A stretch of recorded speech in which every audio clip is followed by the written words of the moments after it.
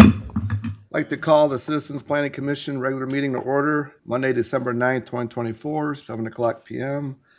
Roll call, please, Mr. Van Sacker. Yes. Commissioner McDonough. Here. Seifeld excused. Williamson. Here. Madison excused. Duhamel excused. White. Here. Chairman Schwartz. Here. Could y'all stand for the Pledge of Allegiance, please? I pledge allegiance to the flag of the United States of America and to the republic for which it stands, one nation, under God, indivisible, with liberty and justice for all. Thank you. Can I have approval of the regular agenda and consent agenda? I have a motion by Commissioner White. Second by Commissioner Williamson. Roll call, please. Yes. McDonough. Yes. Williamson. Yes. White. Yes. Chairman Schwartz. Yes, motion passes. All right, Mr. Van Sacker, presentations this evening. Consent agenda. Oh, I'm sorry. Oh, you want them both? I didn't. Yes. Okay. Sorry. Then can we have a motion for the consent agenda? I did, but he wants them separate. I have a motion by Commissioner White, second by Commissioner Williamson. Roll call, please. Yep. McDonough. Yes. Williamson. Yes. White. Yes. Chairman Schwartz. Yes, motion passes. Okay. Now, Mr. Van Sacker, presentations. Yes, and thanks everybody for being here tonight. This is always our meeting every year in December, where we invite City Council to attend in the audience for this evening's meeting as we go through the capital improvements program budget. So, fairly short agenda tonight, aside from the presentation itself. And we will try to move through it as swiftly as possible. So just a reminder, this is the capital improvements program for fiscal year 25-26. As part of this process, we map out fiscal years 25 through 2031. We also try to consider beyond. In terms of format for tonight, I'll run through a little bit of the background on the CIP, why we come up with the numbers that we do. We will hear presentations from the departments in terms of items that they had submitted and move through the process. And then we'll also field comments and questions that you have. And then we'll talk a little bit about next steps, how this ends up ultimately getting approved. So first and foremost, the CIP is a planning document. It's intended for planning use. Per state statute and per the City of Monroe standards, the planning division actually compiles the CIP. We work in partnership with finance and the city manager in looking through all of the items and moving this forward. And then also it is required to be approved after a number of public hearings, culminating in the second meeting in February, City Council offering their adopted capital improvements program.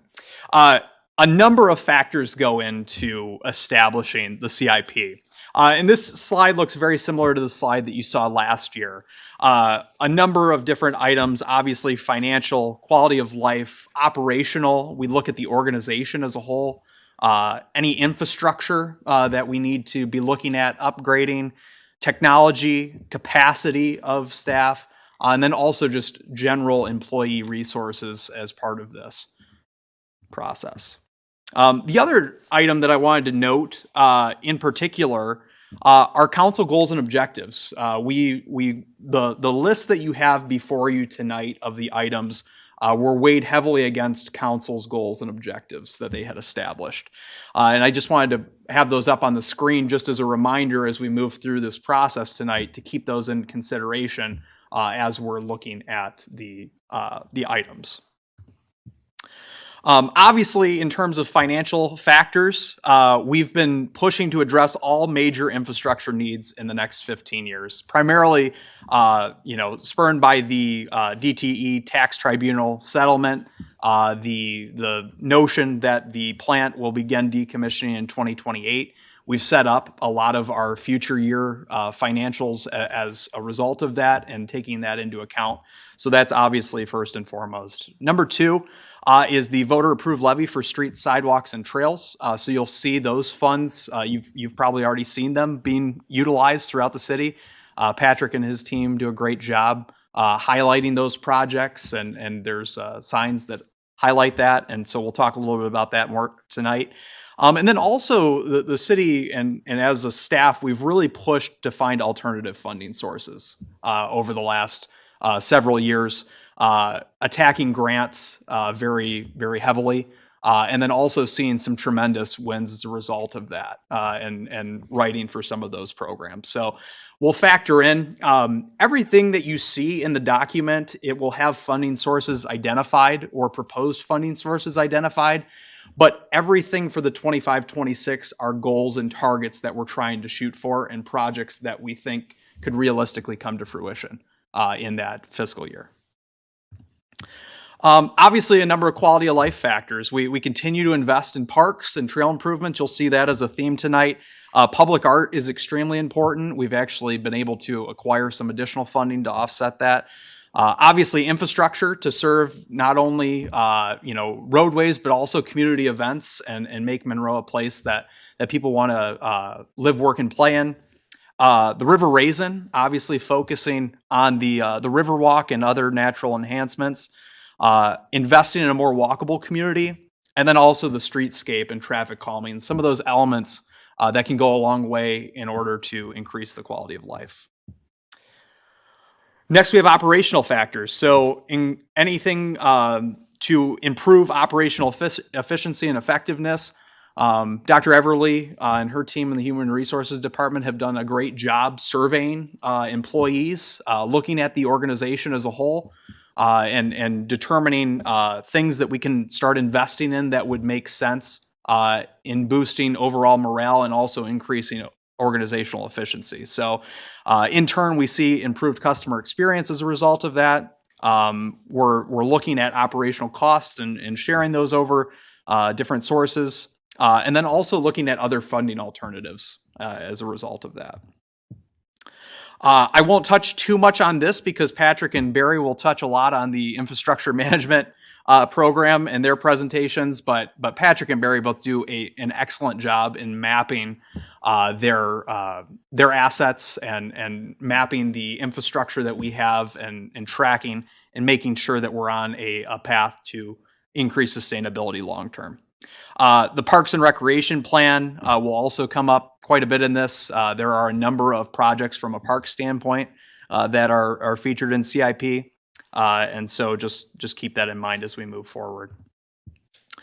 Regulatory factors, and Barry will touch more on this, but looking at the water system, new items in terms of reliability and redundancy, looking at new emerging items to mitigate risk in the future. A lot of those things are investments that we're proposing to make. And then also looking at the sewer system and the routing there as well. A number of technology factors too, obviously with increased cybersecurity risks and things of that nature, we're really looking at investing in our technology here moving forward into the future. Also, when you look at the organizational effectiveness component of that as well. So this is a really brief overview of what we'll be talking about tonight. And that $14 million number seems a little bit daunting at first, but you'll notice that not all of that is strictly general fund. About $2.1 million of that is proposed to be general fund expenditures. We've budgeted that against what the projections will be for the 25-26 fiscal year. We've also looked at CDBG, state and federal funds, major and local street funds, the municipal street fund, stores and equipment fund, IT fund, wastewater, water, and raw water funds. And then the other financing accounts for grants and other alternative sources of funding that we've been pursuing. We have some of those dollars that are currently in verbal communication to be offered at some point in time.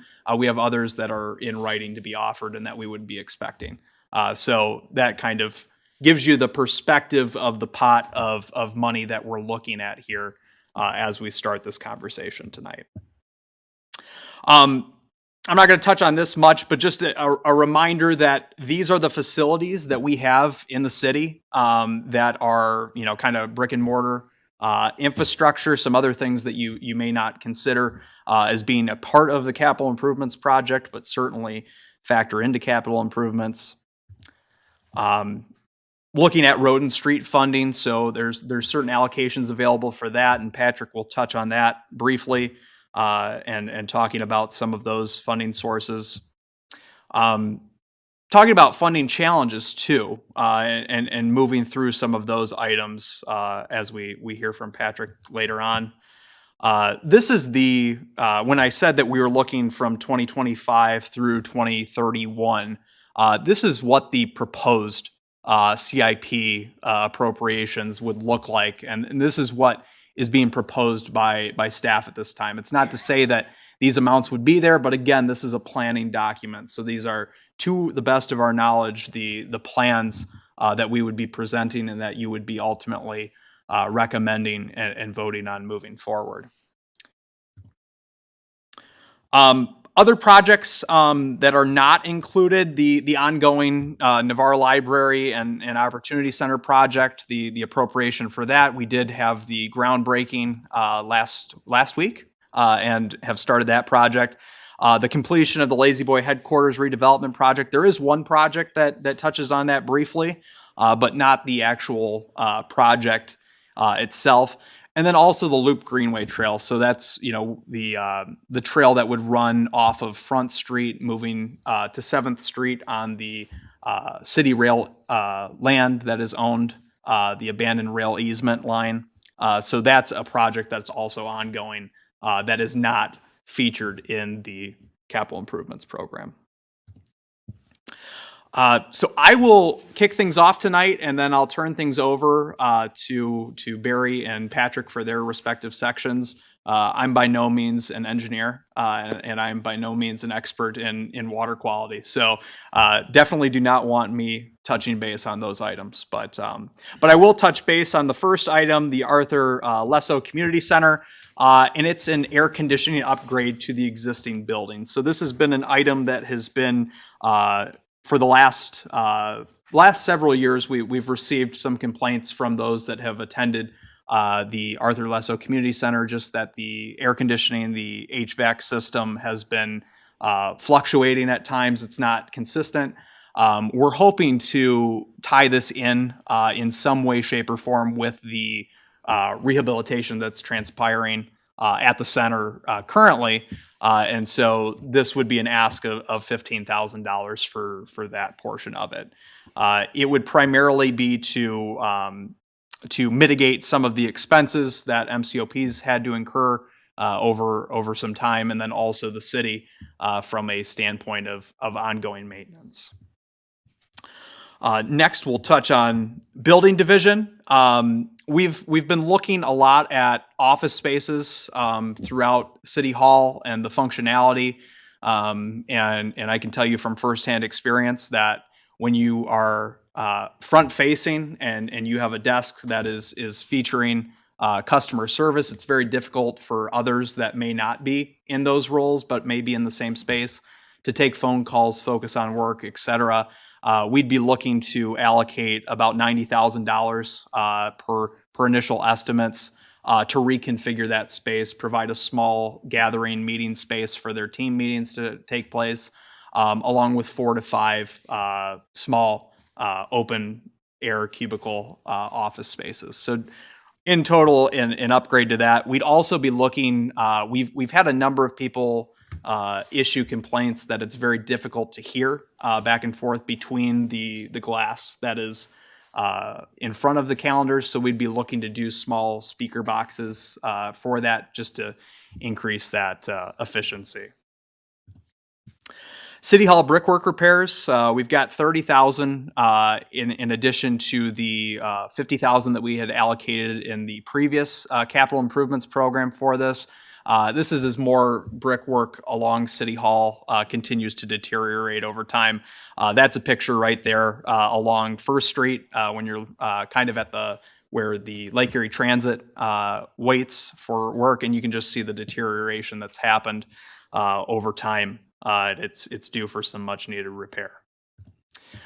Sawyer Homestead masonry repairs. So there were some items that we were already handling at the Sawyer House, and then other issues have started to come to light. And so this would be $30,000 to address primarily tuck pointing the chimney and some repairs from that standpoint.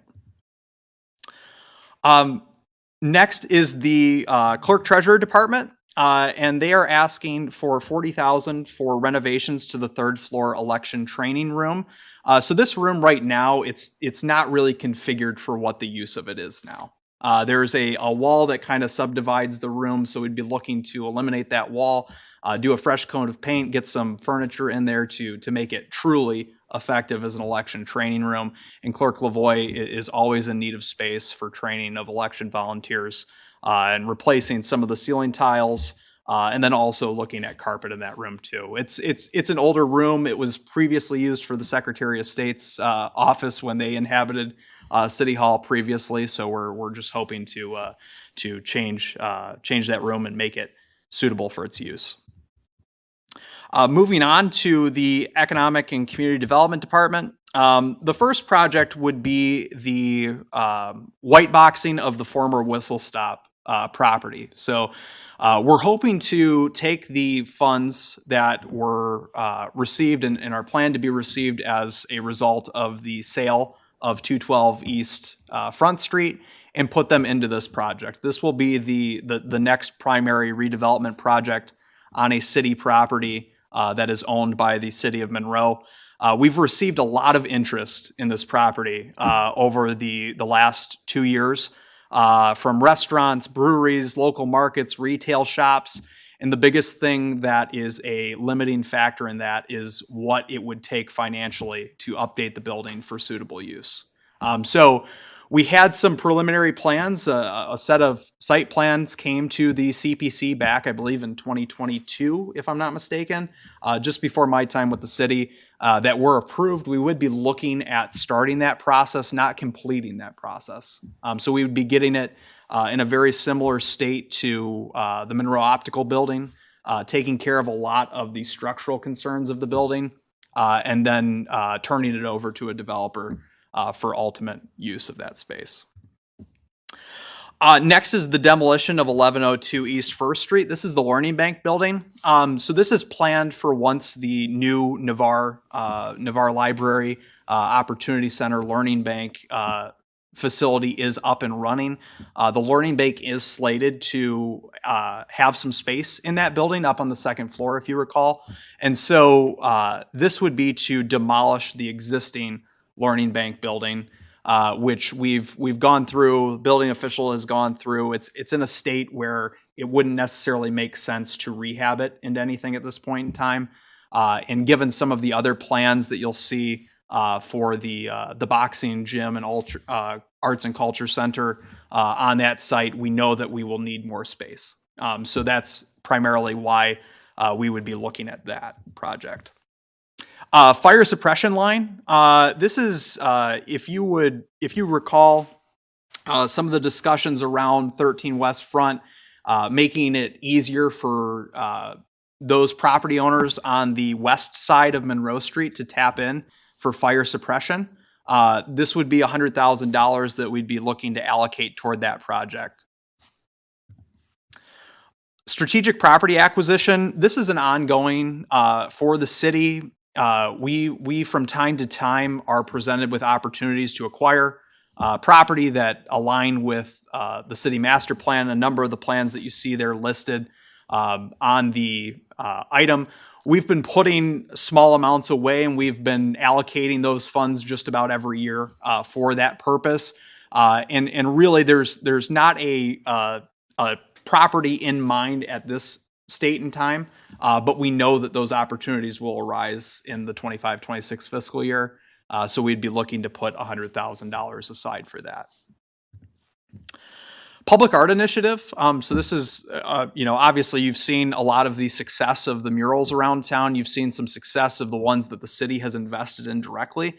When you look at Boyd Park and you look at some of the murals that have taken place there, we do have a sidewalk and crosswalk painting project planned for this year. That will utilize the $20,000 from last year's capital improvements program. We're also hoping to leverage a Michigan Fitness Foundation grant of about $25,000 to put toward that project as well. So we would just be putting $20,000 into the kitty for additional mural projects, sculptures, or sidewalk paintings at this time. So we've seen a lot of success. It's a great thing for community morale. We've gotten a lot of comments, positive comments and feedback on it. So we'd be looking to do that as well. Next, we have the Boxing Arts and Cultural Center at the ALCC. This is the phase 2 of the project that we are hoping to be able to secure some grant funding for, and also possibly some state and federal appropriations to complete the work that was proposed at the site of the Opportunity Center. We estimate that the project will cost about $2.1 million.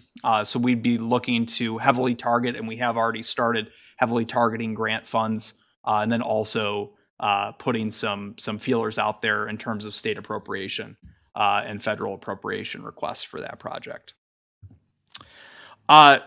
Next, we'll transition a little bit into Parks and Recreation.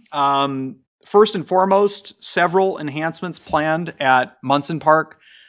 We would be looking to continue the first phase of the nature trail paving back for ADA compliance. If you remember, that's to be able to have people park in the far back parking lot and then not have to traverse across grass. We would give them a paved or crushed aggregate surface where they would be able to, and anyone, regardless of ability, would be able to transport back there and enjoy the nature trails, and pairing that with some projects that the Monroe Rotary has in store for that site, and some work that they've been doing out there in terms of viewing terraces, trail cut down, and access points. That would be looking to add to that. In addition, one of the critical parking lots that you will see in the community that is in desperate need of attention is the parking lot for the playscape and also the tennis courts at Munson Park. It's reached the end of its useful life, so we'd be putting $85,000 towards that project. Additionally, every year we have an estimate that to replace the ball field lights at Munson Park would be $500,000. So every year for a 10-year period, we've planned a $50,000 investment in that lighting upgrade. Those facilities, we hear all the time that they're some of the best in the area in terms of hosting tournaments, and then also recreational opportunities for our residents. So it's certainly an important project from the park standpoint. Next, some positive news on the Altrusa Park front. We did secure $75,000 through the state of Michigan to put toward Altrusa Park. That was based off of an investment from the city as well for a small portion of the matching dollars. So we'd be proposing $15,000 this year out of the general fund to be able to put toward that match requirement. Overall, we'd be looking at about $90,000 this year in terms of starting that project. We're at the stage where we're about ready to put an RFP out for folks to be able to assist in that construction of that and design of that space. We've also had some very positive comments with the adjacent property owners. There was a building that was formerly slated for demolition that a couple is working to redevelop. And so they want to be a part of this project as well and create an asset in the community and bring that building back to life. So we're very excited about the possibilities. The Finally Friday concerts have been a huge hit for residents and visitors alike. So definitely a worthwhile investment there. Veterans Park parking lot. So talking again about parking lots that are in need of repair. The Veterans Park parking lot, the narrow stretch, and then also the small small rectangular stretch by the monuments that would be proposed for a crack seal, and then weather fluctuations that have caused that to deteriorate over time. Next, and we'll be talking about this project a little bit more this evening, but the St. Mary's Park and parking lot plans, we're proposing $1 million from this year's general fund to support that project and those efforts. The planning process is underway for that. We've allocated some funding that we've previously received, and we're hoping to kick off phase 1 here starting later this summer or early this fall, which would be the parking lot, which is the most critical need at this point in time with the park. But also looking at the overall ADA compliance, looking at viewing terraces, so folks, are not worried about twisting an ankle when they're trying to go and watch a summer concert series. That's really the goal for this enhancement. Parks and sidewalk maintenance. We were doing, and every year we do a drive through of all of our parks and all of our city park assets, and we point out certain things that we see that we wish would be a certain way. There's a number of elements throughout the city where we have a structure, whether it's a playscape or something along those lines, and we do not have a way for people to get off of a sidewalk to that asset. And so we've decided to start putting about $10,000 every year just into some of those smaller sidewalk projects that we could knock out fairly quickly. Winston Park. So this has been a heavily underutilized park. A lot of times it gets misconstrued as a residential lot. It is actually a city-dedicated park. And it plays a tremendous role, especially in the when you look at the plans that Monroe County has for their loop trail, which will run right out on 7th Street. Winston Park is a logical connection point to the Waterloo neighborhood to be able to access that trail. As of right now, the neighborhood would not have direct access into that asset. And so we would be looking at developing a pathway so that way the residents of the Waterloo neighborhood would be able to directly access the trail. Next, we have information technology, and we're looking at a network server replacement and the estimated replacement of the servers during fiscal year 26-27, but putting a small amount aside each year to prepare for that ultimate investment. And then also failover warm offsite network server installation. Essentially, when we talk about organizational effectiveness, disaster contingency, that is a critical piece that we are looking to add to our rotation. Next, I'll touch briefly on library systems. We had allocated $10,000 last year for some preliminary planning for HVAC at Dorsch Library, and so we are proposing to fund the $90,000 this year to actually do the installation of HVAC. The existing heating and cooling system has reached the end of its useful life. The library is such a true asset to this community that we want to make sure that the climate is always in a state of comfort.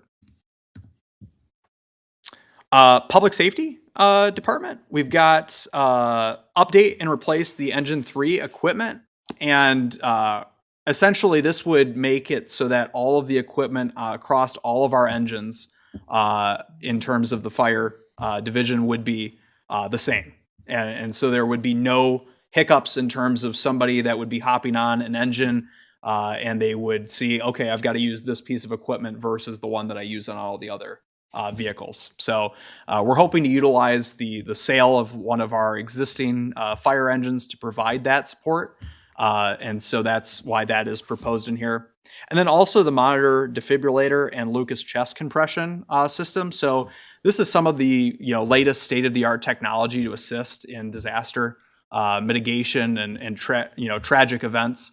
And so it's going to be a partnership between Capital Improvements Fund and then also some grant funding that we're hoping to tap into to support that.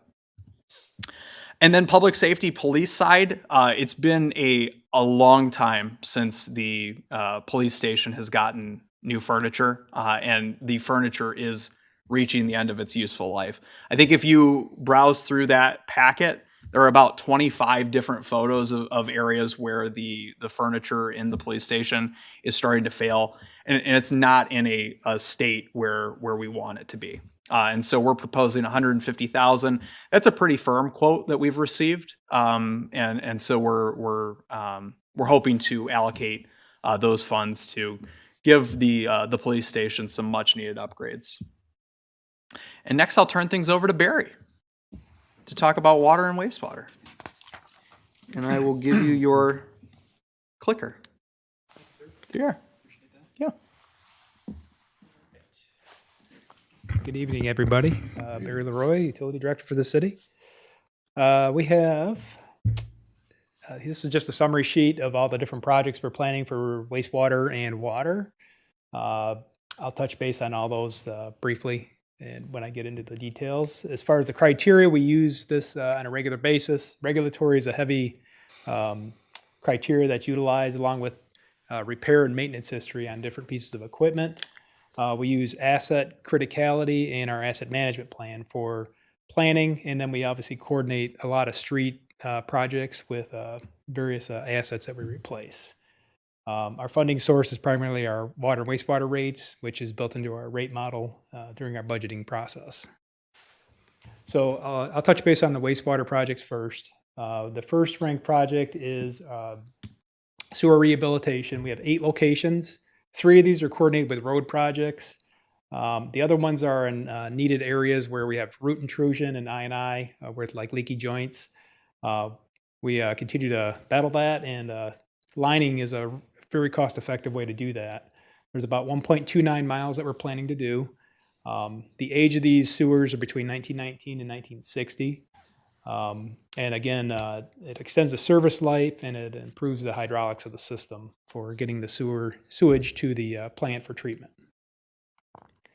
The second ranked project is pump station upgrades. So during emergencies, if there's a power failure, pumps fail, or there's a natural disaster, we're proposing to buy an emergency bypass pump and then retrofitting about 9 different stations with bypass piping. There's an example of that up there in the picture. That's the station Newark Telegraph.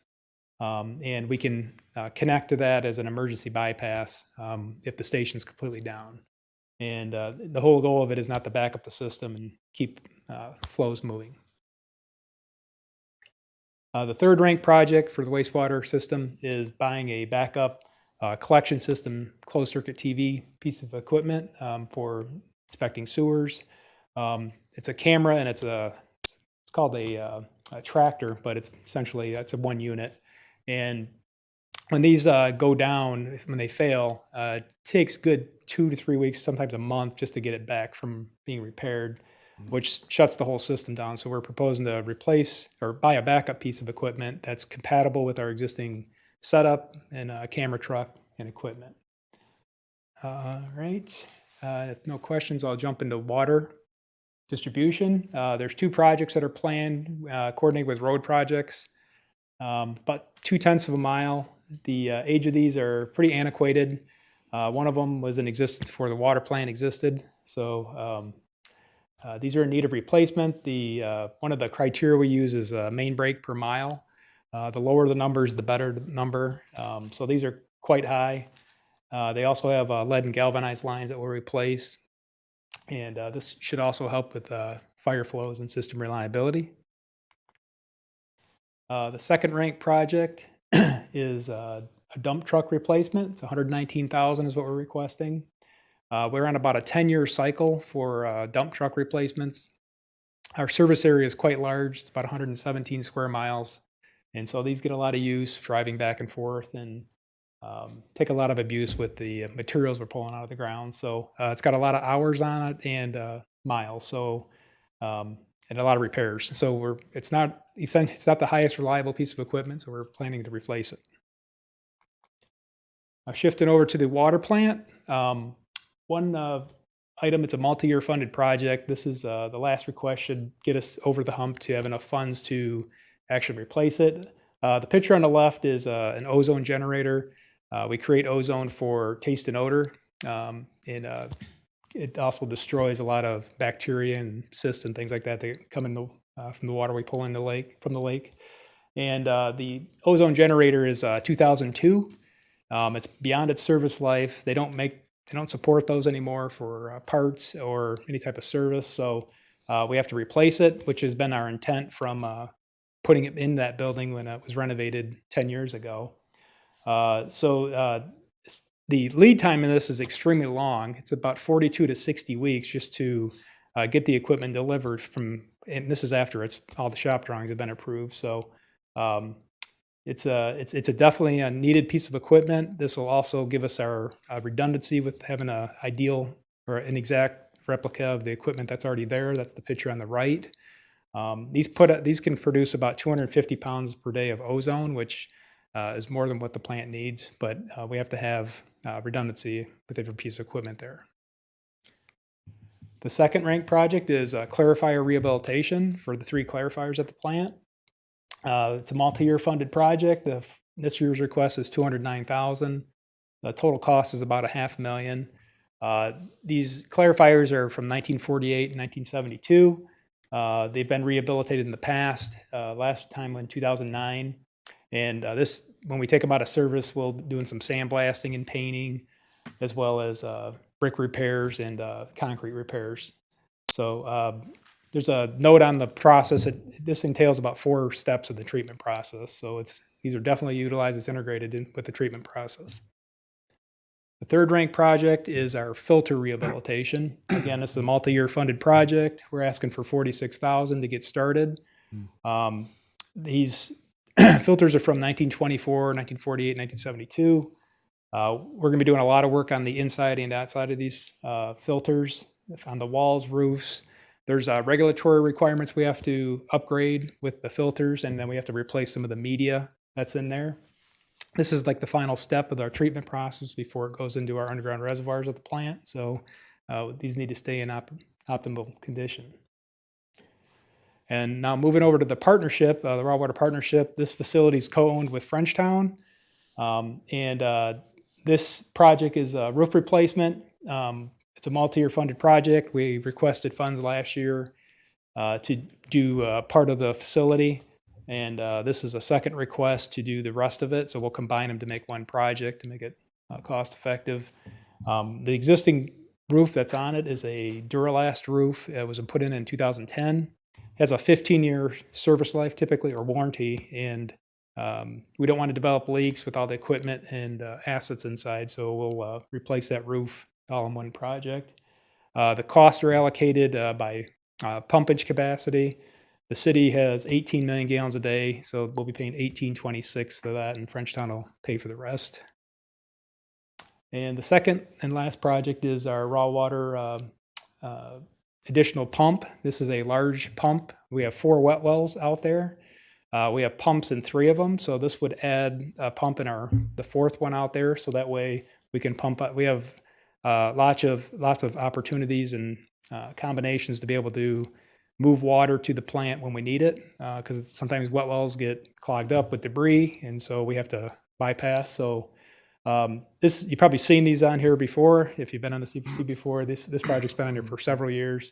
We have to build enough funds up to actually do the project because we're limited on how much can be allocated each year through the partnership. So total cost is about $1.4 million, and this will also. Now, the second larger pump will be able to give us the firm capacity we need. So that's all I have. If there's any questions or wait. We'll do questions at the end. Okay. So we'll invite Patrick Lewis up to present on our streets and infrastructure. Good evening, Planning Commissioners. Patrick Lewis, Director of Engineering and Public Services, and City Council members I know are also in the audience, so appreciate everyone being here tonight.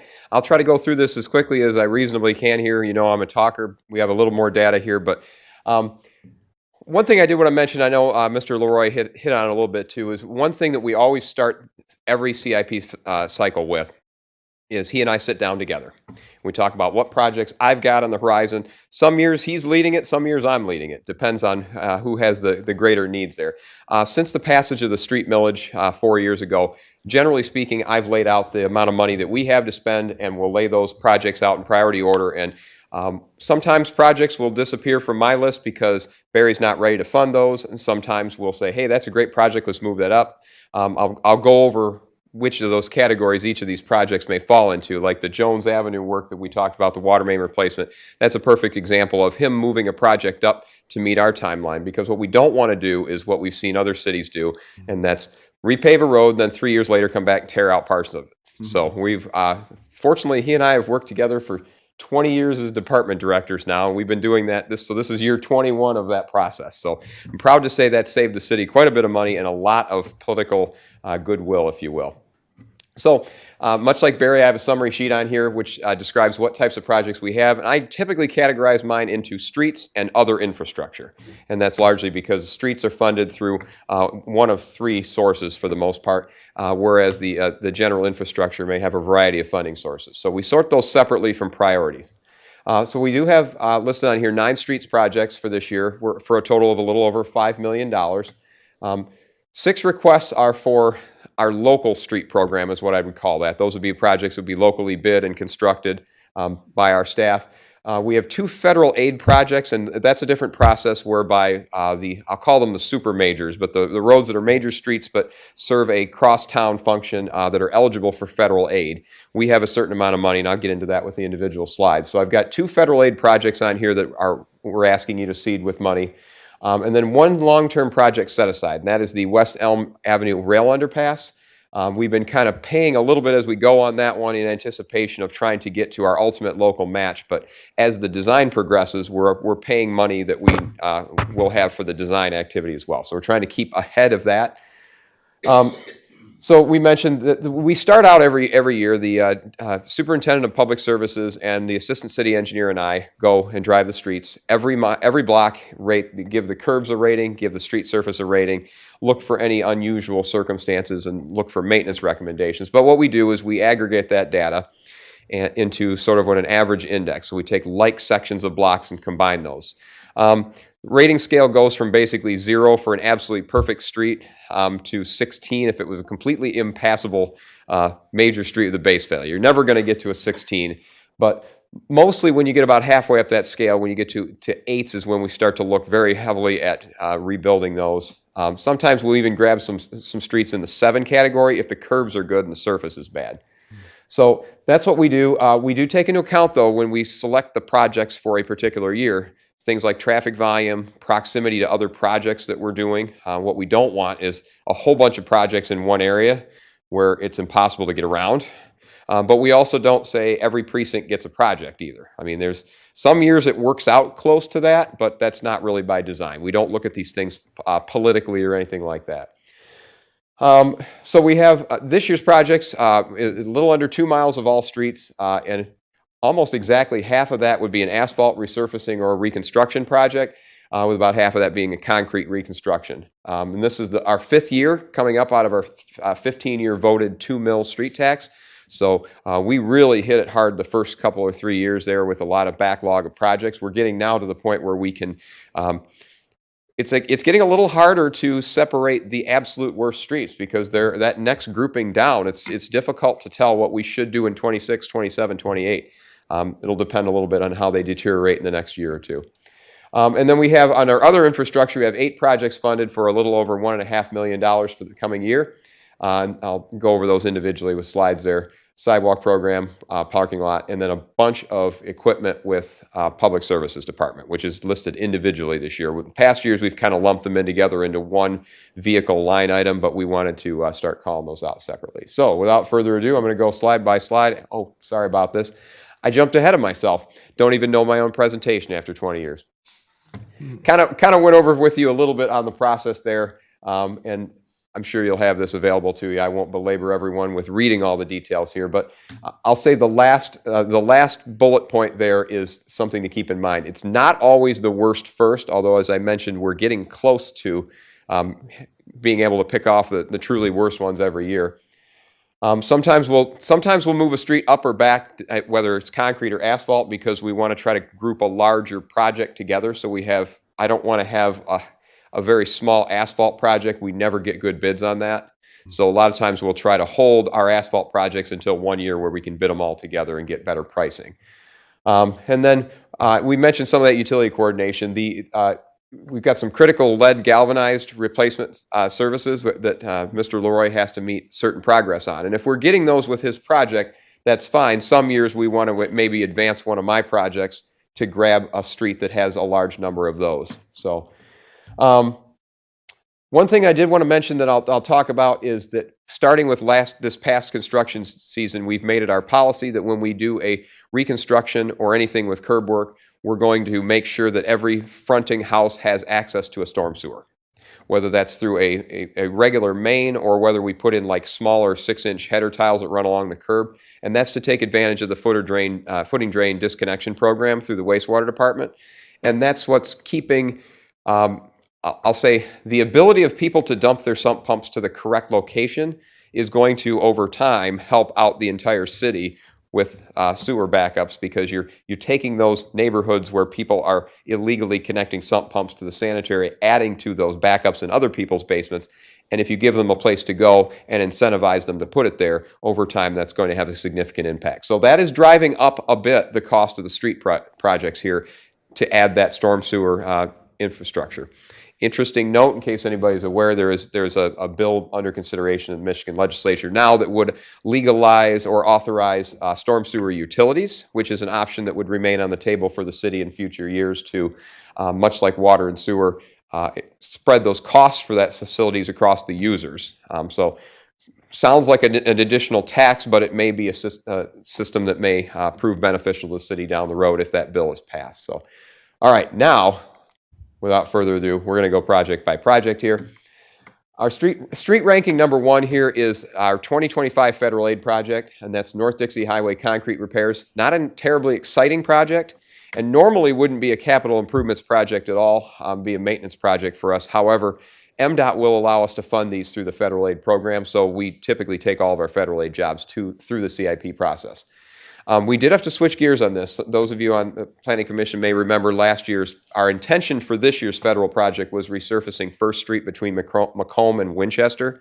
I mentioned earlier the coordination Mr. Leroy and I have.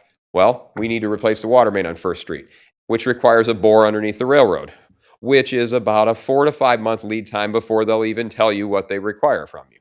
So it became apparent we're going to have to switch gears because we don't want to lose our federal money. We can't carry it over from year to year. So we needed to switch to a project that was in the queue that we could get through to construction very quickly. So we've been looking at this. It's basically a 22-year-old roadway underneath the Dixie Highway rail underpass.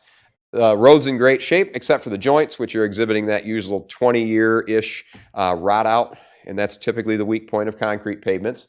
So we're looking at doing some widespread patching on those joints, and we think we can get another decade and a half out of the roadway, which is substantial because of the cost to rebuild that entire area. So we've already submitted the environmental documents, the programming documents, in anticipation of approval at this level, because we need to get that going. But we think this project can certainly be encumbered in time to utilize our 2025 funds.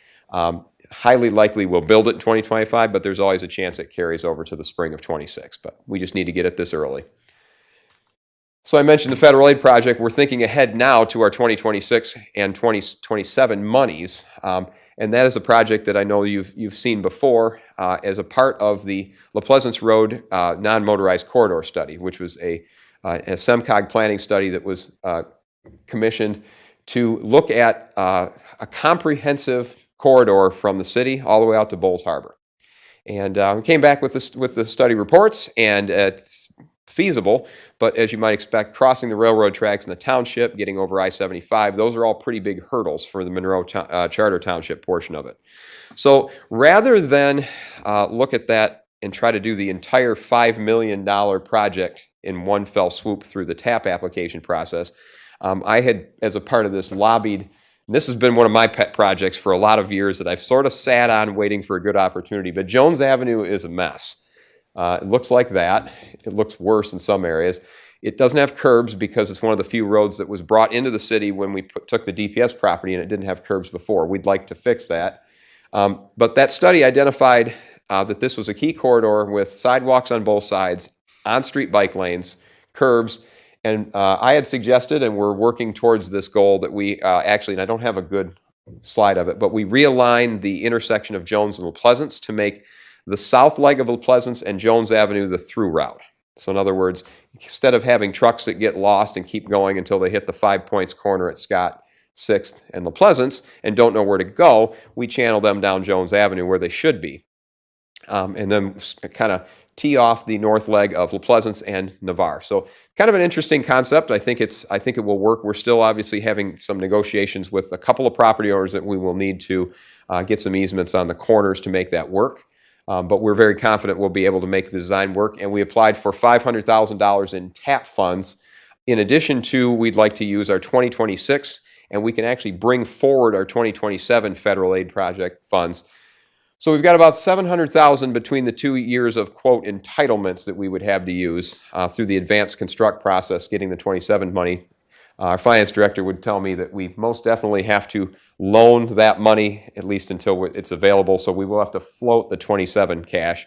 But if we are successful in the TAP grant, which we believe we will be, that would bring by $1.2 million to the table in federal funds. We've scrounged together $200,000 from this year's street program that was unused through contingencies we didn't spend. So we need about $800,000 from the major street fund, and we'd like that to be available in this fiscal year because we'd like to start construction in early 26 if possible. So I think that's going to be a very transformative project, and it will kickstart hopefully the rest of the corridor while the township has another year or two to start working through the railroad crossing and I-75 crossing logistics there. So we'll be the leaders. We like being the leaders, and I think it'll be a great project for the city, irrespective of when the township portion gets built. It'll help our users out a lot. Okay, now on to the more routine local projects here. This is one that was a 1998 project. It's I'd say it hasn't held up as well as I might have liked. You typically would like to get 20 years out of an asphalt street. We've got that. I'd like to get more than that out of a local street, but we're having some trouble with Arbor.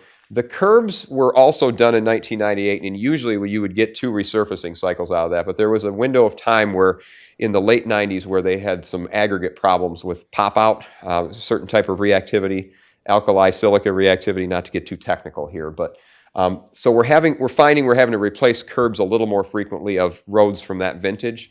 So we've got about 40 to 50% of the spot curbs identified.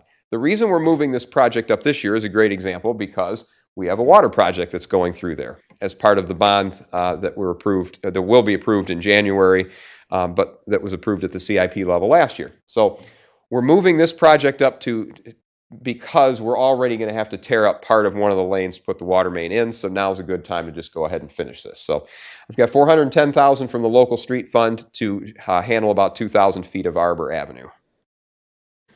Project number 4, which we held off a year on this one because we needed to give the rest of the neighborhood a break. Everything to the north of this was under construction for all of 2023 and part of 2022 and 2024. So this is the block of Rosler Street between Hendricks and Calkins, which I like to say we've sort of built speed bumps in there by spray patching that have caused a little bit of a hump there, but it's time that spray patch is starting to fail, so we need to rebuild this block. And we're going to grab the short dead-end section of Hendricks Drive while we're at it, which is about 150 feet going west from Rosler Street. So this is a full concrete rebuild. We don't need to add storm sewer, just the leads across the street to those on the opposite side of the storm sewer, which is already there. So this is a $650,000 expense from the Streets and Trails Fund, which is our millage. I mentioned the CSX rail underpass. I won't go too much into detail. I could talk about that all night. But suffice to say, we've got a consultant engaged. We've got a contract of almost $2 million for the full-blown NEPA conceptual design, get us to 30% plans on this one. So the local match on that alone is getting us closer to $500,000 by the time we get done spending all that. So we set aside $380,000 last year. We want to set aside another $250,000 this year, because by the time we get to June 30th, we'll probably be into some of that detailed design, June 30th of 26. So we have other sources of non-federal match that we either have committed or we expect to have committed. So we don't think we need to bring the entire $6 million local match to the table. We better not. But we're going to need to be somewhere north of $1.5 million or $2 million when it's all said and done. So we're kind of putting this money aside here every year. Sure. So we're not likely to see actual construction until 2027, but that's what that's for. So now back to our local street program, although this one's got a little wrinkle in that we're using CDBG money for, so it'll have to go under a different contract. We are keeping one of our alley paving contract from this year open because that had CDBG funds in it before, so we think we can do a change order to that one potentially. And this would be, we're listing it as Winchester to Conant, but it's really two sections. Winchester to Eastchester is what the picture you see here. The drive lanes are actually not in bad shape, but there's a big drop off for the parking lane, which will start to threaten the edge of that. We're probably going to rebuild this in concrete. The section between Eastchester and Railroad is between two sets of railroad tracks. We did some big patching on that about 15 years ago. So we're probably going to skip most of that area except for some small patches that are left. And then the section between Railroad and Conant is presently 36 feet. We're recommending narrowing that to 28 because there's not a lot of parking. We're not fans of super wide streets where they don't need to be there. And then that's another section where Mr. Leroy has water main that we need to replace, so we're looking at doing that first. We do have some contracts we can add that into and get that done rather quickly. So I usually list the last resurfacing date, 1986 on this block, so you can see why it's falling apart. And then 2003 on the Railroad to Conant section. But we wanted to kind of finish 3rd Street while we're at it. So we're going to get the rest of everything east of Winchester and be done hopefully for a generation. Streets number 7 is one that's been kind of creeping up on us. We've been trying to hold it together with spray patch, duct tape, and glue here, but we've got quite a bit of truck traffic that utilizes this section of Port Avenue, so it's time to pull this out and redo it. We're looking at not only a 9-inch concrete here, but also redoing the base, just because that's usually by the time the road looks like this, you've got some contamination of the base that needs to go with it. So that's a $300,000 request from the Municipal Streets and Trails Fund, and that was built in 1980. So it served its time. So I only wish we could get another 45 years out of it. So streets number 8 is one that I can't give you a specific timeline on this because we may not build it in 2025. It's going to depend on some of the timing with the Lazy Boy project, but Greenfield is not actually our road yet. However, it is the north edge of the Lazy Boy redevelopment project. The county has expressed interest in transferring jurisdiction to the city, and we would like to add the features to make that uniform with the rest of the development, which includes adding curbs to it, which then will also require a little bit of regrading of the roadway to match those new curbs. So that would include putting curbs in at the intersection of Huber and Greenfield, again, provided that we get this transferred over to city jurisdiction so that then we can control the design, geometry, and some other things. And 9 is a little different project than I usually present to you. I mentioned that we're struggling a bit with our next tier of streets. And we found 5 locations 4 locations and then a couple big patches where most of the streets in really good shape or at least serviceable shape for the next decade and a half, but we've got some bad sections that are driving the ratings down and making the streets appear worse than they are. So we're looking at doing some, I'll call them big patches, but they would fit the CIP purchasing thresholds. And so this is a picture of Anne Marie Drive that was constructed, I think, in 1999, but it was in an area of fairly poor soils, and it was only built in 6-inch concrete. So we have already done a few big patches with our sidewalk program in past years, but this would be one of the large patch areas. Some other streets are about 70 or 80 feet of Fern Court at Noble Avenue, about the first 100 to 150-ish feet of Kentucky Court going east from Rising, and Valley Oak Court, which is near Manor Elementary School. We've got some decent-sized patches in there, and that gets a fairly heavy use because parents are constantly picking their kids up on that one, so there's a lot of traffic there. Turnus Drive, we just rebuilt that within the last 5 years, but there are a couple of areas where there's just a settlement. And we redid a lot of the base there, but there was some that the base was still in pretty good shape, so we saved a significant amount of money without having to tear all the base out. But like everything, when we do almost a mile of road out there and there's steel haulers using it every day, if there's a couple of weak points, they'll find it. We found a couple of weak points that are causing some settlement, and we want to nip those in the bud before any more water gets in them. So there's a couple of patches there that about $20,000 worth of work on Turnus Drive with those projects we just did in the last 5 years or so. So I'll take full responsibility for coming to you with a project that we already did within the last 5 years, but again, we saved quite a bit by not having to redo all the base on that, but there were a couple areas where we probably should have. Okay, our infrastructure ones, and I'll go through these fairly quickly. You all know what this is. This is our sidewalk program. We mark areas with a 1 inch or greater vertical separation or deterioration more than a single crack. So if it's just got one crack, it's holding firm. We're not just necessarily going to mark that.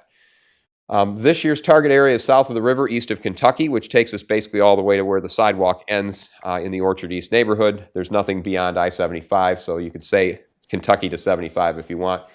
But that we also have, we set aside quite a bit of money for spot complaints, and these are ones that come in citywide all throughout the year. This is the area we proactively mark, but then other people can continue to let us know. Over the last 4 years, since the city has been paying for all the sidewalk repairs through the Streets and Trails millage, those proactive or those reactive ones are increasing quite a bit. As you might expect, if I'm a property owner that thinks he's going to have to pay for my walk, I'm going to be a little more guarded about calling that in. But if I think the city's paying for it, I'm more than likely going to be aggressive about that. So, and that's a good thing. We want to find those hazards where they exist, but we are having to put aside a little bit of extra money for those now than we used to. We're trying to stay on a 10 to 12 year rotation. It's getting tougher and tougher as costs go up, but that's what we look to do. Infrastructure project number 2, we'd like to continue to set aside money for the Trails Fund. Kind of like, I liken this to sort of the strategic property acquisition. We don't know when we might need a $50,000 local match because we don't know when a grant project might come up. But we've had several of those opportunities this year where if we have some money set aside, we can commit to that local match. It's a good thing. So previous projects set aside, we've already got those local matches committed to the Loop Trail extension. Would be a good example where most of our previous funds are going towards. So anyway, that's $50,000 going there. This is $150,000 general fund expense. This would be the resurfacing of the East Elm Avenue parking lot. We think it's fairly straightforward design. The whole parking lot drains from Elm south to one catch basin in the southeast corner. We do want to remove some of the south part of the lot and put some landscaping in there with a little better stormwater filtration. And so we identified this on our parking lot drive-through where we also rate parking lots and alleys, and the Community and Economic Development Department came to us and said, we'd like you to consider this project. So it worked out really well that we were both in agreement on this one. Not that we ever aren't really in agreement on the necessity of a project, but this one fell very neatly into our laps. The next few projects are projects that would be funded out of our Stores and Equipment Fund, or I guess we're calling it Motor Pool and Equipment and Motor Pool Fund, right, Ed? Okay. Had to rename it. So we've got, this is a facility one. The DPS building is an asset of the fund. And so anything dealing with the building would come out of that fund as well. So we've got 6 large windows, kind of the north and west sides of the building where all the offices are. And it's cold. In the wintertime, there's just a lot of leakage coming in there. We believe those are original to the facility. So we've already got quotes for the work. We're a little under 90,000, but those quotes expired, so we think we're going to put 100,000 in here to be safe. Okay, now onto the equipment. This is the fun stuff. We've got 2 loaders from 2000. That says 2023. It should say 2003.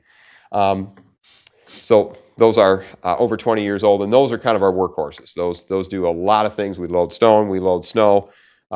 They're used every week, if not most days. So we want to do one of those this year and probably one of those next year. So that's a $275,000 expense. We should be able to get those from state bid. And a smaller piece of equipment we don't currently own, but we're looking at our rental costs and deciding maybe we should own that. And that's a $60,000 smaller skid loader with attachments, including like a grapple arm. This would be very helpful for us to plant trees. We plant over 200 trees, sometimes closer to 250 a year. It can be backbreaking work for our guys, and we oftentimes, when we need to, have to rent equipment to help us get those in the ground. We're getting close to where 5 or 6 years worth of rental equals a purchase price on one of these, and we can use it. And we're finding a lot of our rear yard storm sewers that were put in with new subdivisions 30 or 40 years ago are now starting to need repairs, and we're trying to squeeze in between people's fences and garages. So this would be a useful unit to have for that purpose as well. And then we have a newer chipper and box, but we're finding the number of times we're needing 2 of these is many more often than we would like them to be. So we need to replace our secondary chipper and box truck, which are both getting at least 15, but closer to 20 years old on both of them. One thing the newer chippers have is kind of a winch that'll pull in, so we can actually just hook the log up and it'll pull it in itself, which saves us from the chance of having limbs, human limbs pulled in with those. And again, back to the manual labor, the back-breaking, repetitive motion kind of stuff. So we think it's time to replace both the older chipper and box truck for our second unit, and we do use 2 units quite a bit. This is another one that I'm not sure on the price because we've got a lot of work to do on getting this scoped, but we have a backup generator for public services yard. We do not have one. We've never had one. We've looked at other options like what a portable generator do. The difficulty is we've got quite a bit of rewiring and reworking the building systems and electrical to make it work where you could just plug something in. We'd probably be getting close to the price of a full-time built-in generator if we were to do some temporary work. So we're wanting to engage some design professionals and get a final, a firm number on here, but we think 200,000 is in the right range of what a full wouldn't necessarily run everything in the building, but run the maintenance garage, open and close the doors, get some heat, because that's also a big issue in the wintertime if it's 10 degrees out and we're trying to work in the garage. So it's one of those things we hope we don't have to use very often, but we have an obligation to our citizenry to provide that dependable service in emergencies, and so I think it's important that we pursue that for the public services yard. Okay, so here's a wrap-up. We got some future years projects on here. I won't go over all of the street projects, of course, but we've got 42 different road sections of getting close to 20 million over 5 years. Still addressing mostly full rebuilds and curb replacements, but we're getting closer to where we're going to be mostly doing mill and fills, certainly on the back half of the street millage 15-year window. Other CIP stuff, we're looking at continuing those programs like the sidewalk program, trails program. We've got a couple of big ticket items on there. Of course, the West Elm Underpass, we don't list you a full cost on there. It's a $30 million project, but the funding's still in flux. So understand that will be one we'll be bringing to you with probably another $1 million before it's all said and done. The rest of the other infrastructure CIP is mostly the continuation of our initiatives, fleet purchases, sidewalks. We've got $2 million set aside for if the city decides to go ahead with the downtown geometric modifications, where that would convert First and Front Streets to 2-way traffic and or do some road diet work on Monroe Street. So I've got to get us moving on the community feedback process and coordination with MDOT, but those are listed not this year, but the following year. So I think that was all I had. Awesome. Mr. Thank you. Fanasacker, Yeah, would you thank like you so much. Would you like this I'll back? I'll take the clicker back. And I'll ask any members of the Planning Commission if there are any questions or general overview comments that you have. So this time?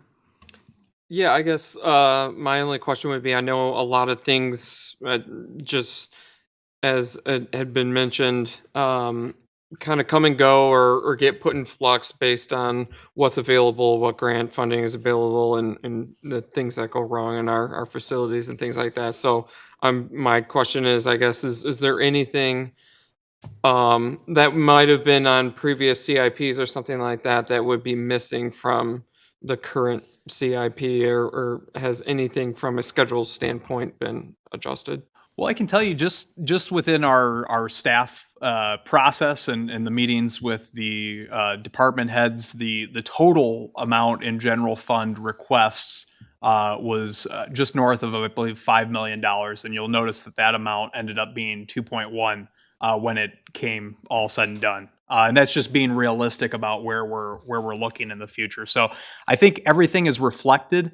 The other element as well, and we do have that within the packets, the full 367 page packets that we have, talks about future projects. And so a lot of the items that were not recommended for funding to bring before both the CPC and council are included in those future projects allocations. Just being realistic about timelines. Yep. I have a question. Yeah. So the water plant, with the, the I-75 announcing the 200 million going towards that, is there going to be any interruption, anything that's going to need to be addressed with the water plant in a couple of years with that? Okay. Barry's shaking his head no. Okay. Yeah. All right. And then maybe you could clarify, Patrick, the Stewart Road looks great, except for those railroad tracks are a nightmare. And I know a lot of that's on the rail companies. So what is the process for that? If you don't mind educating me on that.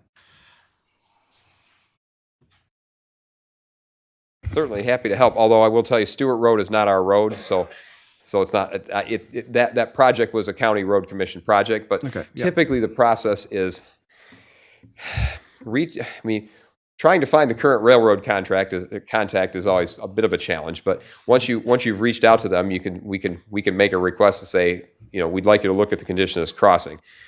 It usually takes a year or more before they finally decide they're going to do something with it. If it's really heinous, what we've sort of started being a little less shy to pull the trigger on is I've got a contact within the rail safety section where basically they can trigger what's called a diagnostic team review, that it forces the railroad and the city to, whatever part, the road agency parties to come down, review the condition of the crossing and commit to that work. It still takes 6 to 8 months to get them to come down and do it, even after that meeting is held.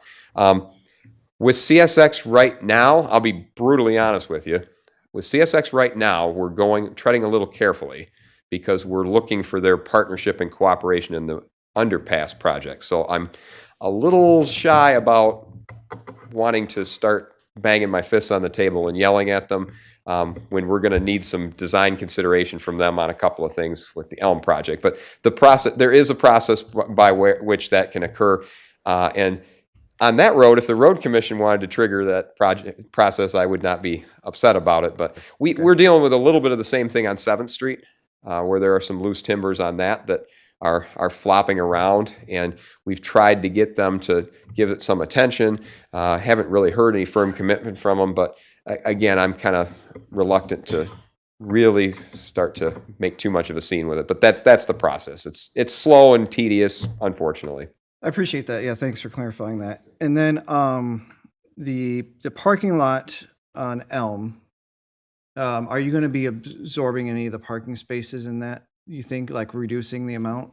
Yeah, probably whatever the south, and we haven't really looked at where that needs to be. I think there's both a desire to have not that sea of parking all the way up to the wall. I think given the adjacent use there, it would be nice if we were able to kind of match where their patio area is. So we'd probably be coming back to where the sidewalk into the main entrance to the beer and wine portal is. Mm. Everything south of there, between there and the wall, would probably be like our stormwater filtration. We'd have like some low level plants that would filter that runoff before it goes directly into the river. And that would be required with most new redevelopment projects. We could probably get away without doing it just being a mill and fill, but we operate under the terms of a stormwater permit that requires us, when there's a site being redeveloped that's over an acre or within kind of proximity to the river, that we make some water quality improvements when we do the project. So that's why we're looking at doing it. It's not going to be a bunch of parking spaces. I would say it's certainly less than 10, but whether it's 4 or 6, I don't know yet. We'll try to make it as few as possible, but we do need to do something at the south end.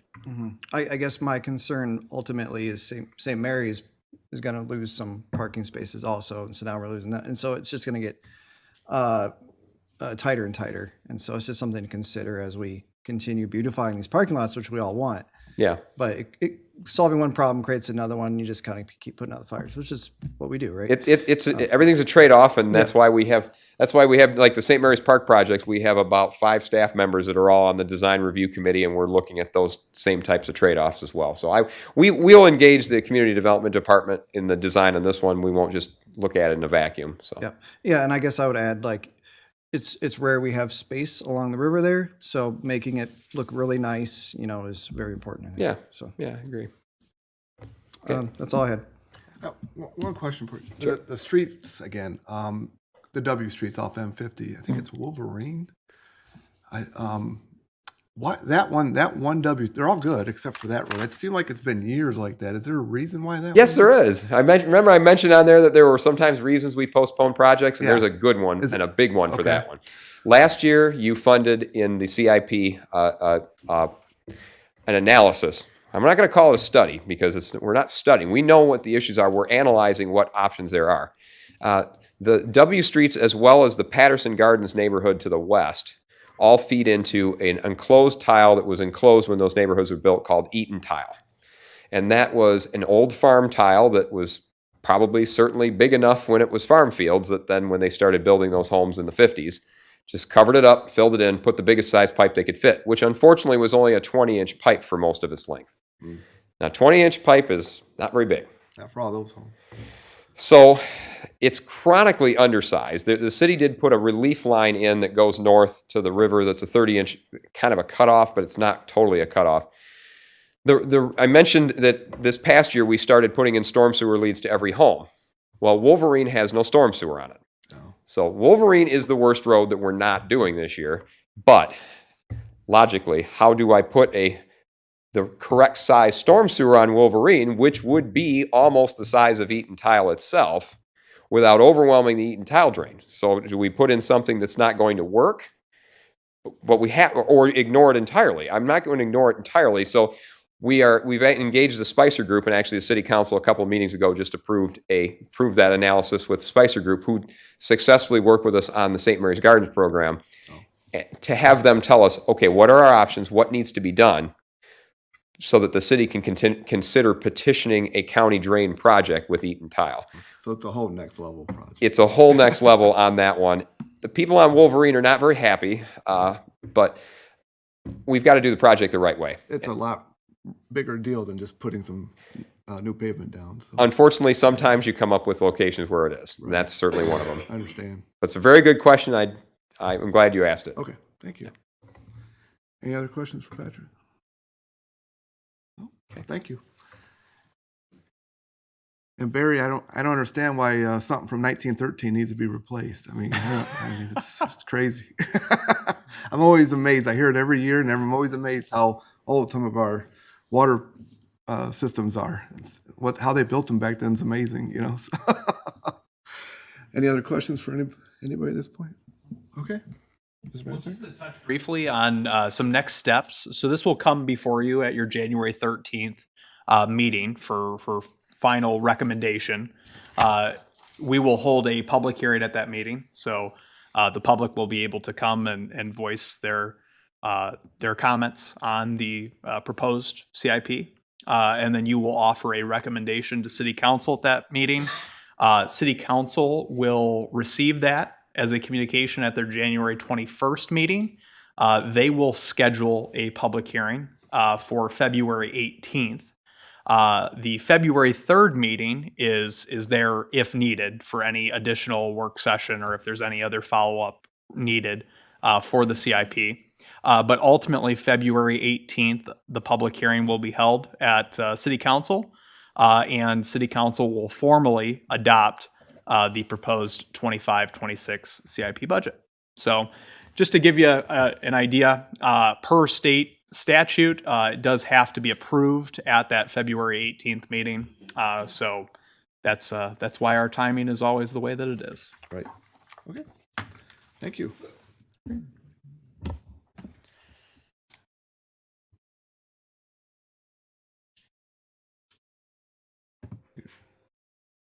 Whenever you're ready, Mr. Mansack. All right, let me Your next find one. my page here that I'll show. Just wanted to bring this to the Planning Commission as we begin our process looking at the future design of St. Mary's Park. And let me see if it'll pull up here for us instead of my standard screen. Oh, let me see if I can share it here.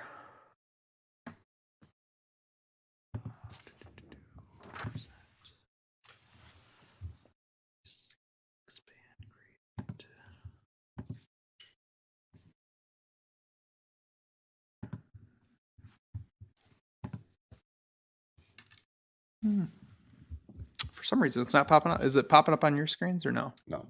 Okay. Let me see here. Got it plugged in the same way.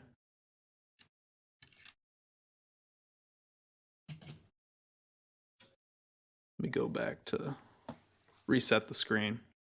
But as we, start to begin this this process, we are engaged with the Manikin Smith Group, looking at this design. We have a set of preliminary design plans that we wanted to share with the group. I think I found this now, finally. Let's see if that does it. Oh. Yeah. I was going to say, fortunately. I don't know what's going on here.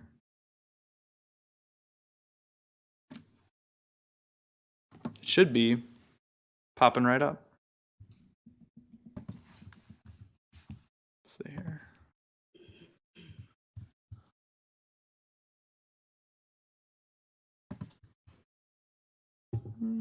Duplicate. There. All right. Now we got it. Yep. Okay. There we go. Sorry about that, folks. The obviously St. Mary's Park is in need for the amount of use that the park receives of a makeover of sorts. Recognizing that the park is being used so primarily as an event and cultural center for this city, and the amount of people that are coming and enjoying concerts in the park. Right now, I mean, if anyone's attended a concert in St. Mary's Park, you know that the sloped grass area, it's certainly not conducive to concert viewing. Setting up your chairs and that sort of thing. It is not extremely accessible as it is right now in terms of allowing those who may be wheelchair bound or the like to be able to access the park and experience the amenities that the park has to offer. And so this is the preliminary concept based on a lot of the feedback and comments that we had provided to Manikin Smith Group in terms of what we were hoping that this park could be. You'll see the trails kind of cutting through the middle, some expanded viewing terraces, viewing pads, enhanced seating options, so that way it can be utilized more than just on Thursday nights in the summer. A place where people can grab lunch, take it, sit in the park, enjoy all of the amenities that are there. Looking at the playground and some of the equipment, and some of it's outdated, and trying to enhance those. Heavily utilized basketball and tennis courts at that park as well. So proposing some resurfacing of those items. But really just wanted to get this in front of you and get some of your initial thoughts on this as we continue our process with the Manikin Smith Group. I have some thoughts. Yeah, absolutely. First of all, it's exciting, to see. It's been talked about, but to kind of see something start to formulate is pretty cool. I would like to see some sort of like signage that would have be able to put upcoming events, that sort of something like we have here on Washington. But so as people are enjoying the park, they kind of have able to see that. So that would be something that I would like to see added. And then maybe look at illuminating the pathways. I don't know if that's an option, but just something to look at. I think that would be kind of add a nice ambience to the park, because it is kind of so many people come to Monroe, experience the park. We want it to be a representation of the community, right? So if we're gonna do it, let's ask for it all.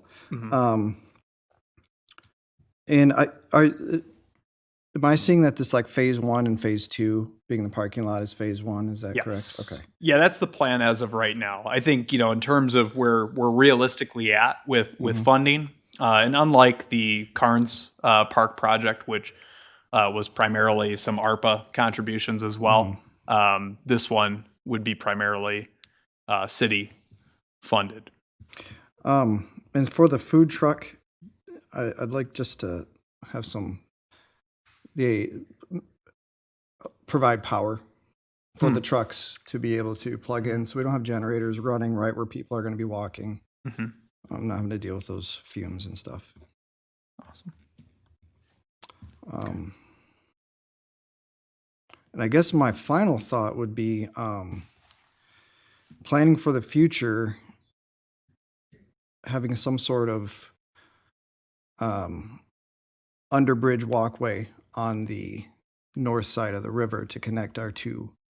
So whether that means we construct this lot with the plan to eventually add further river walk under and to connect to that Elm parking lot, I think that would be something to consider now, so we're not tearing up and replacing later. Great thoughts. Okay.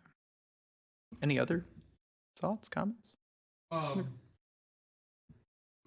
My only comments are, I'm glad that we're taking this in a logical fashion. I agree that the parking lot has to be redeveloped, and I know we're going to lose some spaces on that. But and hopefully that doesn't yield any issues. Has there been any concern from any of our neighboring users, from the church across the street or school or anything like that? Is there a capacity issue there, or? We haven't heard anything to this point. Okay. But that certainly it could arise throughout the design process. Just something to maybe keep in mind. I noticed that we're also removing access back out onto Monroe, it looks like, and we're keeping that pedestrian, which I see a benefit in that and making that more pedestrian friendly, and that connectivity along our river walk. Now we're getting a bit of a loop now between the pedestrian bridge and then Monroe Bridge, which is nice and cohesive. It would be nice to really focus that area of pedestrian activity on the water with something beyond just a nice fence. It would be nice to tie in some illumination across all these things and really start to pull together multiple projects over multiple years that have cohesiveness. So I think we're heading in a great direction. The bridge looks awesome. I've heard so many great comments on it. And hats off to everybody involved for getting lighting on the bridge. I think that illuminating the bridge is a huge step in really connecting all of this pedestrian space and connectivity through our downtown really well from north to south. One of the concerns about getting back onto not having the vehicular access on Monroe is focusing all that vehicular activity at the entrance point and really not updating that by any means. I kind of feel like we need to take a look at the radius points and the feeding out and feeding in of what is going to be happening at that entrance, because it's going to be all of the traffic. And I know we already have some issues with the mid-block crossing. I know it's great for the church. I'm a little concerned about it with the amount of traffic that it's going to receive, and it already does receive. And so if it does by chance make everybody use the actual crosswalk at Monroe and Elm rather than having a mid-block crossing there. I just have concerns about pedestrian safety and adding more vehicular use to the entry and exit points. It really causes a bit of a clog there. Beyond that, looking in the future, I know there's some more things that maybe need to get designed or need to get looked at beyond. Just be careful with, oversizing some of the concrete spaces within the park. I think having that lawn space is great, and I understand the having a tiered system provides some clear views for people, but it also will disrupt the amount of people. And some like those Beatle concerts, there's tons of people there. And I'd hate to have some wasted space with the concrete in there and having more ability to utilize the lawn space. And maybe that means those ancillary pedestrian pathways that kind of come in on a V, maybe those pop out a little bit wider so we can capture more lawn space a little bit. So something to look at as we kind of move forward with that portion of it. I'm excited about the parking lot though. So thank you. Thanks. Any other? Nope. Feedback? I think we're good. All right. So we'll take those comments and feedback. A lot of really good points brought out, and so we'll provide those to the Manick and Smith group, and we'll probably bring a reconfigured design either in January or February for your attention, and then after that we'll be ready to probably put the project out for first phase bids. So I noticed one last thing, Matt, sorry, is there's a missing plant list. There's no plant list. There's plants called out. There's no plant list. So make sure they take a look at that. okay, great, thank you. Okay. Okay. Thank you. Well, that will lead to our one and only commission action tonight. Yes. The one and only element of commission action is to approve your regular meeting calendar for 2025. So the regular meeting dates are on the left on the document that you all received, and so we would just be looking for a motion and a vote to approve that calendar. Do I have a motion? I have a motion by Commissioner McDonough. Do I have a second? Second by Commissioner White. Roll call, please. Yes, McDonough. Yes. Williamson. Yes. White. Yes. And Chairman Schwartz. Motion passes. All right. Staff comments. Yeah, we've already talked a lot Yes. tonight, so so I'm going to keep my comments brief. I just want to thank everybody for being here and showing that you care about what's going on in this community.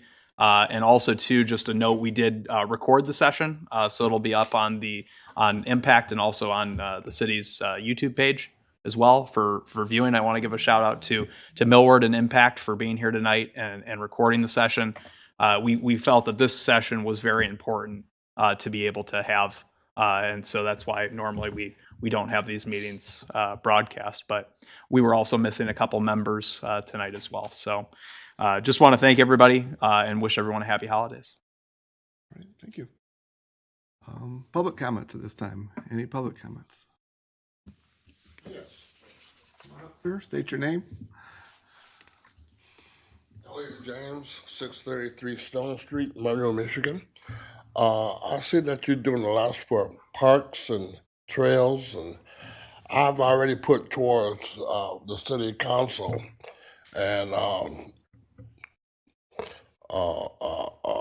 the port for, I like to get a trail on the east side of Monroe and a bike trail, walking trail.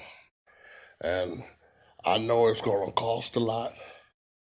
It's not in your budget at the present, but I'm just giving you notice. You will see me again. Okay. Absolutely. Thank you. Any other public comments? Councilman Lamore. Ryan Lamore, Monroe, Michigan. once again, I want to say thank you to all of you commissioners for the great job you've done in supporting the city throughout my career here. Obviously, this is my last meeting as your liaison officer, so I just want to personally thank you and tell you how integral you guys are with the city of Monroe and all this development. You see all the stuff going on here, it doesn't happen without you. So not just this commission, but all of our commissions, but I really think you guys especially. So I really thank you immensely from the bottom of my heart for making Monroe such a great city, making it better. And we're going to continue to do good things here. I can see it just from hearing all your comments and all your input here. So we're going in the right direction. I know that, and it's coming fast and furious. So just stay buckled up, and the action's ready to happen now. So thank you again. I can't say it enough. You guys have been just an integral part to what's going on here. So just thanks, really, really, really a lot. Thank you. Any other comments? Any other comments? Yes. Councilman Andrew Felder, 322 Crampton Drive, Monroe, Michigan. First of all, thank the commission for its time and attention to these issues that we're facing, and thank you to the staff, all the staff members who are putting together these reports to put in front of you. A couple of notable omissions that I saw or didn't see as these reports were coming out. I know that there has been discussions regarding some of the alleys being redone, specifically between 2nd and 1st west of Monroe Street. I'm not sure if that's part of a larger coordinated project or where that falls into the schedule, but I know that I'm a member of an organization that recently received a blight complaint for having bricks laying in the alley, which I then went and dutifully put inside because we were getting complaints of kids throwing the bricks at stuff. And then I'm sitting here with this pile of bricks and then looking into the alley, well, they could just grab a stone. It's like, so the state of those alleys, I think, needs to be addressed, and I'm sure that that's part of a larger plan, and I'm not sure what the timeline is for that. Also, as we're discussing the updates to Munson Park, there is a connection between the public street on Alford and the public park that is Munson Park, and in an effort to promote the non-motorized utilization between our neighborhoods and parks, we want to promote those connections as much as possible. But that one specifically is gated off, and I know many of my neighbors and fellow residents have had to duck under the chain that connects the two sections of fence there. And I've seen mothers try and get strollers through there and have to take their kids out of the stroller and collapse the stroller and walk through and then put the stroller back in and then buckle the kid back in. And I'm like, this is kind of silly. So I'm wondering if there's some room in the capital budget that could be made for that. I don't anticipate that it would be a considerable expense. And then finally, I know that as I sat on the steering committee for the Pedestrian and Trails Committee, continually a theme that would come up over and over again was sidewalk continuity projects in coordination with Monroe Charter Township and Frenchtown Charter Township on Telegraph in the case of Frenchtown, and on M50 in the case of Monroe Township towards the high school out by the W streets. And I'm wondering, I guess this is more a question for city administration, but if there's been any progress on those discussions and addressing those, because I know that was really a key finding and complaint and objective for the Trails Committee moving forward. And of course, there's going to be funds that need to be allocated to accomplish those projects. And, like the commissioner said, that's what we're here to do. There was a road diet proposed on 3rd Street. I know that whenever we discuss road diets, we're also discussing about removing potential future infrastructure that we might have that could be implemented for non-motorized methodologies in the future going forward, and then we close ourselves off to some of those options as we remove space on the street that could be allocated to things like bike lanes or trails. So I have to agree with Mr. James that since the implementation of our Parks and Trails Committee, our Parks and Trails millage, our Trails and Streets millage, we've certainly done a number of projects and made the lives of our residents much better, but have seen very little in terms of new mileage of trails. And would like to see more of that in the future. I think that that's really an objective going forward. Those are all the comments I have this evening, and I'd like to thank the commission again for its time and attention to these matters. So thank you so much. Thank you. Any other public comments? Any other public comments? Okay, public comments closed. Commissioner comments. Commissioner McDonough. Just quickly wanted to say thank you for everybody for being here. I love that we can do this in a team effort and share and be collaborative on this. So it's a great process. So thank you. Commissioner Williamson. Nothing for me tonight. Commissioner White. Oh, then I'll just say thank you for coming, and Everett City Council for attending, and the public for attending. Thank you for your comments. We listen to those. We try to implement them as we go through redesigns. Thank you to Commissioner or Councilman Lamore for your attending and your liaison between the two boards. It's been a pleasure working with you, and we appreciate how you take them back to City Council and take them very serious as we do. Other than that, I am all set. All right. Other than that, I need a motion for adjournment. So, motion by Commissioner McDonough, second by Commissioner Williamson. Roll call, please. Yes, McDonough. Yes. Williamson. Yes. White. Yes. Chairman Schwartz. Yes. Meeting adjourned.